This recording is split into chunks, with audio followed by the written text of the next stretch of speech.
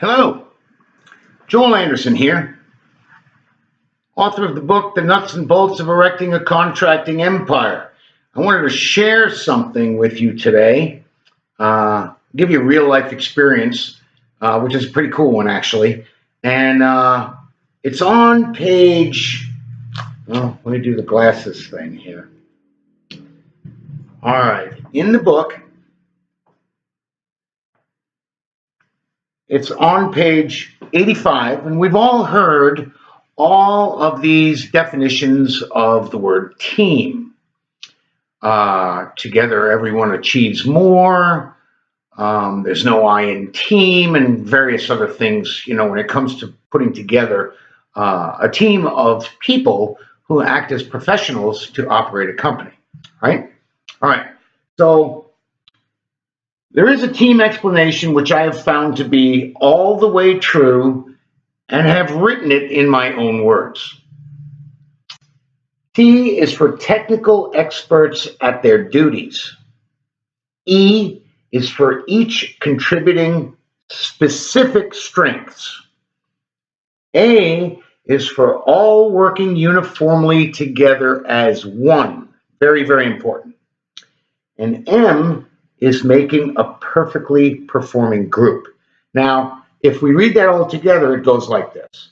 Technical experts at their duties, each contributing specific strengths, all working uniformly together as one, making a perfectly performing group. All right? Now, that holds true, period, unequivocally. And I can give you some examples. Actually, I'm just going to give you one main example, all right? Many, many years ago, I worked for a circus, that you may know, called The Greatest Show on Earth. And my host on the circus was Trainmaster. And the circus traveled by train. The train was about a mile long, largest privately owned train on the planet, worth about $64 million. And I was in charge of that. I was in charge of the lives of 280 people that lived on the train, 12 elephants, 12 horses, ponies, emus, bears, giraffes, camels, tigers, lions. And yes, one year we did have bears. Oh my. And all of that stuff traveled on the train because it was just too expensive to kind of break it up and travel over land. They actually tried it way back in the 1950s, and it almost bankrupted them because it cost too much money to put everybody and everything in trucks and hotels and that kind of thing. So my post was Trainmaster. I was in charge of the train. It was my duty to move the train, make sure it had fuel, crews, people to clean it, right on down to having toilet paper in the bathrooms. Everybody had their own private residence on the train, and it was quite a lifestyle. You didn't have a job, you actually lived a lifestyle.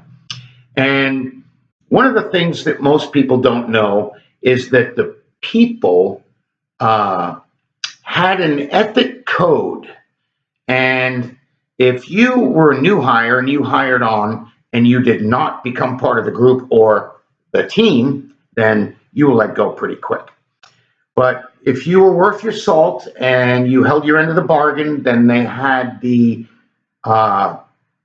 three-step system, okay, which went like this. If you did something wrong,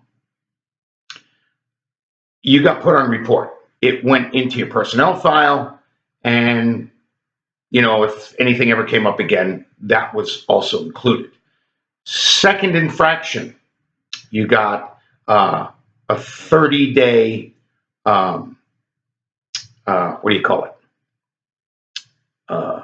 period, I guess you might say, where you couldn't do anything wrong again in that 30 days. If you made that 30 days and you pulled your weight, you were part of the team, then, that would be written up, put in your file, but no action would be taken.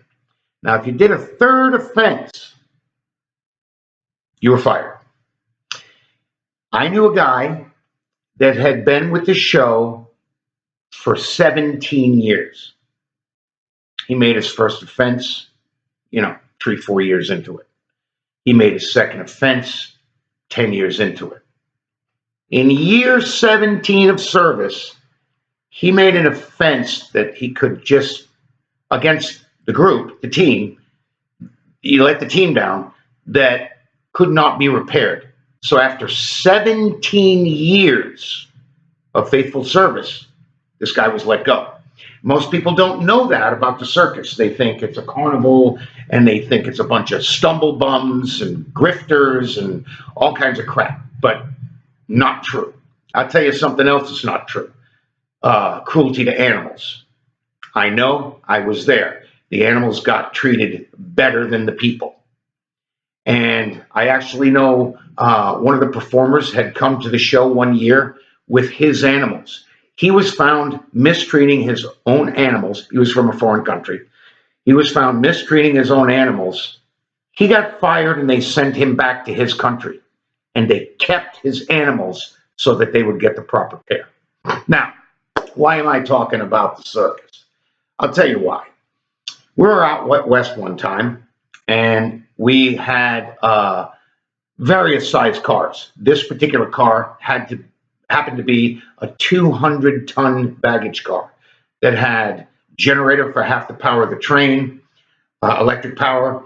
It stocked all the supplies that we used to handle the upkeep of the train from an interior standpoint. We had a different car, which was a mechanical shop, but this one was actually called the carpentry shop, right? So that's how we did all the internal repairs, replace toilets, replenish toilet paper, had all the supplies, cleaning supplies, mops, blah, blah, blah, right? Car weighed 200 tons.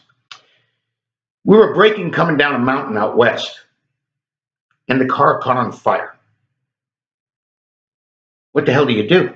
Car's in, middle of the train. It's got 34 cars ahead of it, and it's got 20 cars behind it, okay? Car's on fire. What's the biggest fear? It's an uninhabited car, by the way. What's the biggest fear is that it could catch the other cars on fire. So, what does this have to do with a team? I'll tell you. We pulled the train next to a siding.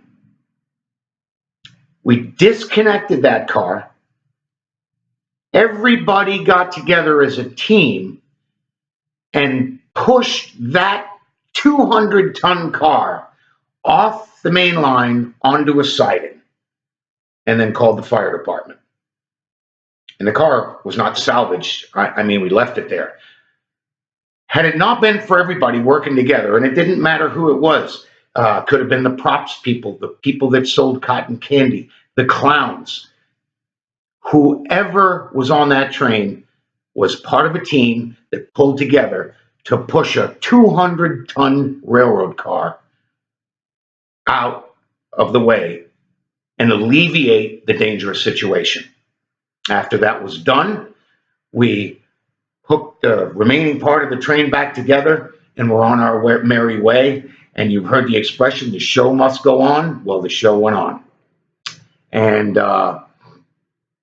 we had to have a new generator car delivered several weeks later because, you don't build one of those things overnight. So it's important that you pick the correct people for your team.